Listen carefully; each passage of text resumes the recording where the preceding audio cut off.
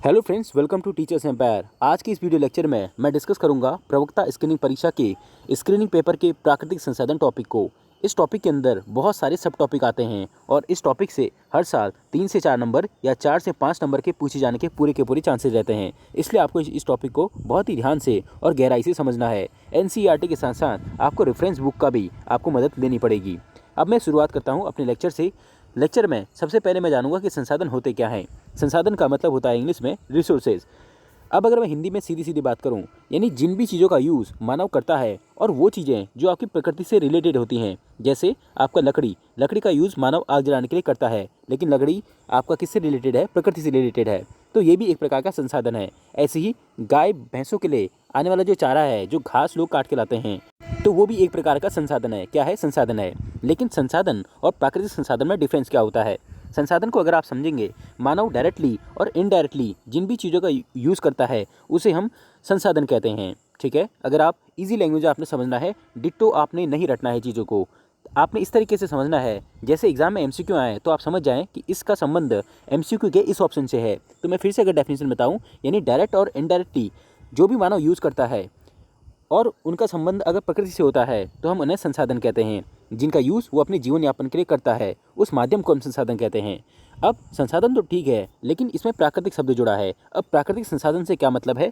यानी वो संसाधन जिनका संबंध सीधे सीधे प्रकृति से होता है। जैसे मैंने अभी आपको एग्जाम्पल दिया लकड़ी, जैसे मैंने आपको एग्जाम्पल दिया घास, जैसे मैंने आपको एग्जाम्पल दिया गोबर। ठीक है, इस तरीके के जो एग्जाम्पल होते हैं, जैसे मैं आपको एग्जाम्पल देता हूँ मिट्टी, तो मिट्टी भी संसाधन तो है, उसका यूज़ मानव तो कर रहा है, उसमें फसल उगा के, उसमें सब्जी उगा के, लेकिन वो किस तरीके का साधन है? प्राकृतिक संसाधन है।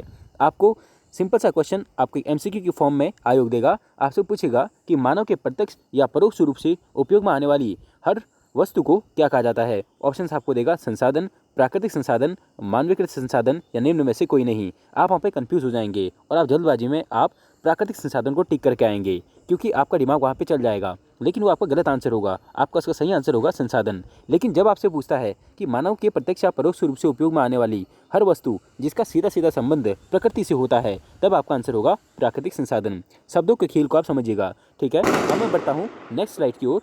नेक्स्ट स्लाइड में हम पढ़ेंगे संसाधनों के प्रकार। अब संसाधनों के प्रकार अगर आप एनसीईआरटी के थ्रू जाएंगे तो आपको एनसीईआरटी में केवल 2 प्रकार के संसाधनों के प्रकार देखने को मिलते हैं।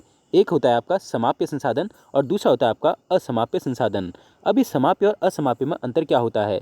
समाप्य संसाधन वो संसाधन होते हैं जिनका यूज़ हम लोग अपने डेली बेसिस पे करते हैं और इन संसाधनों के समाप्त हो सकने की एक सीमा होती है, यानी ये पॉसिबिलिटी होती है कि ये संसाधन कभी न कभी समाप्त हो सकते हैं। ऐसे संसाधनों को हम लोग क्या कहेंगे? समाप्य संसाधन। अगर मैं इसके उदाहरण की बात करूं तो समाप्य संसाधन में कोयला और पेट्रोलियम ये समाप्य संसाधन के उदाहरण हैं।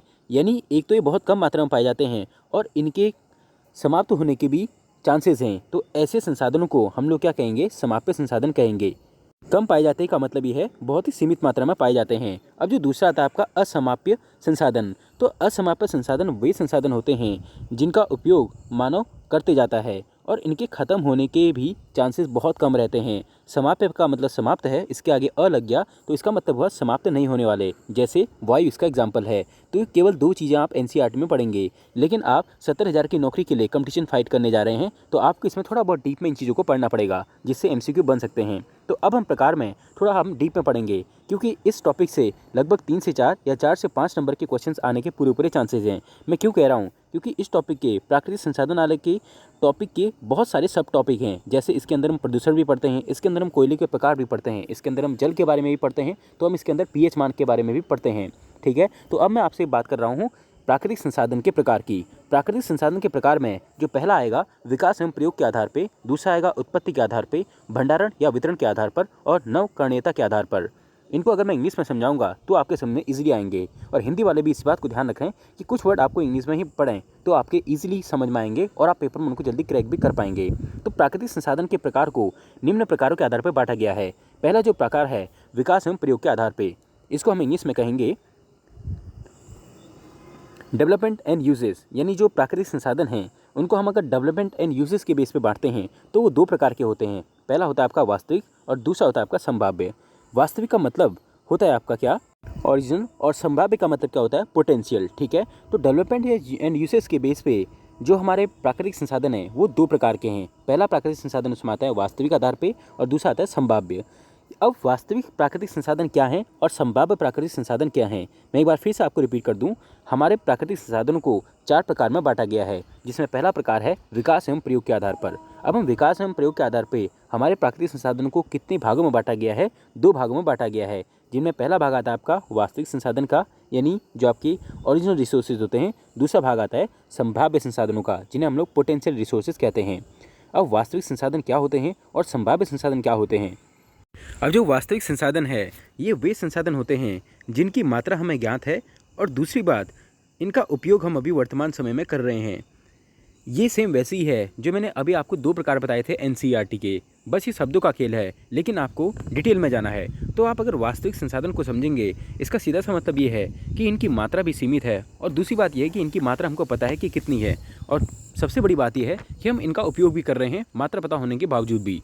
ठीक है, तो इनमें क्या क्या चीज़ें आती हैं? जैसे आपका कोयला हो गया, और जैसे आपकी मिट्टी होगी। मिट्टी एक प्रकार का वास्तविक संसाधन है, क्योंकि इसकी मात्रा भी हमको पता है। जैसे राजस्थान में काली मिट्टी पाई जाती है, लेकिन हम उसका उपयोग निरंतर कर रहे हैं। ऐसी जो कोयला है, जर्मनी का कोयला बहुत प्रसिद्ध है। हमें पता है एक न एक समय पे हमारी 10 पीढ़ी के बाद भी ये कोयला ख़त्म हो सकता है। ऐसी अगर मैं बात करूँ एशिया की, तो एशिया आपको पता है किस चीज़ के लिए जाना जाता है? खनिज तेलों के लिए जाना जाता है। पूरे विश्व में खनिज तेल का आयात आपको पता है पश्चिम एशिया ही करता है। तो ऐसे जो तेल है, हमारा जो खनिज तेल है, इसके साथ साथ जर्मनी का जो कोयला है और काली मिट्टी, और या हम जिस मिट्टी में रहते हैं उत्तराखंड के वासी, तो ये भी एक प्रकार के किस संसाधनों में आएंगे? वास्तविक संसाधनों में आएंगे, क्योंकि इनका उपयोग हम डेली बेसिस पे कर रहे हैं और इनकी मात्रा भी हमको पता है कि ये मिट्टी कितनी है। ठीक है, ये बात क्लियर हो गई। ऐसी अगर आप बात करें उत्तराखंड में, या आप बात करें पूरे भारत देश में, समुद्री लवण, आपको पता है समुद्र में जो जल पाया जाता है वो लवणीय है, और नमक का भी आयात भारत काफ़ी करता है। लेकिन क्या आपको लगता है कभी न कभी ये चीज़ें ख़त्म तो होंगी? तो ऐसी जो संसाधन होते हैं उन्हें हम लोग वास्तविक संसाधन कहते हैं। अब मैं आता हूँ संभाव्य संसाधनों में, जिन्हें हम इंग्लिश में कहते हैं पोटेंशियल रिसोर्सेज। क्या कहते हैं? Potential resources.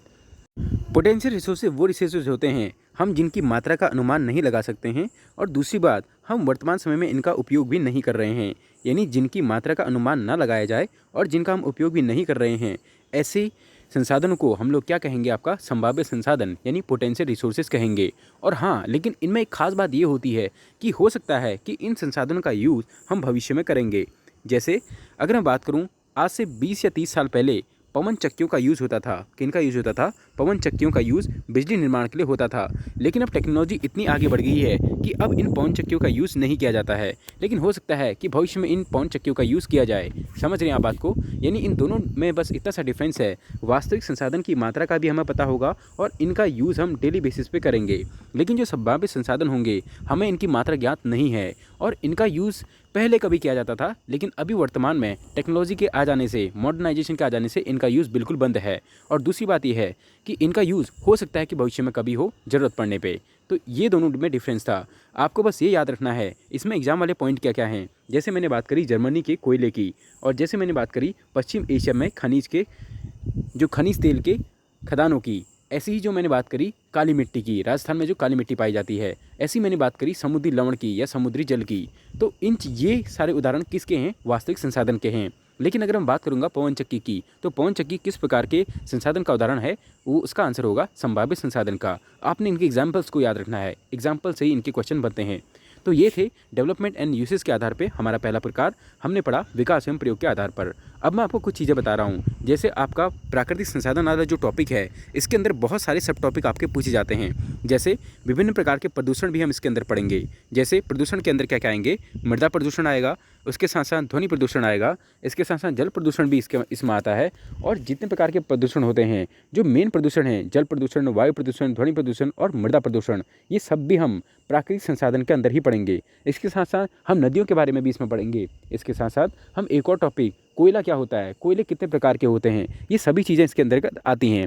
जैसा पिछली बार पीसीएस के एग्जाम में एक क्वेश्चन पूछा गया था कि हम जल का मान जिस सूचक यंत्र से ज्ञात करते हैं उसका नाम क्या है, तो ये टॉपिक भी आपका प्राकृतिक संसाधन के अंदर आएगा, जो आप सोच भी नहीं सकते। यानी आयोग की प्रणाली और आयोग का तरीका क्वेश्चन को पूछने का क्या है, आप देख सकते हैं।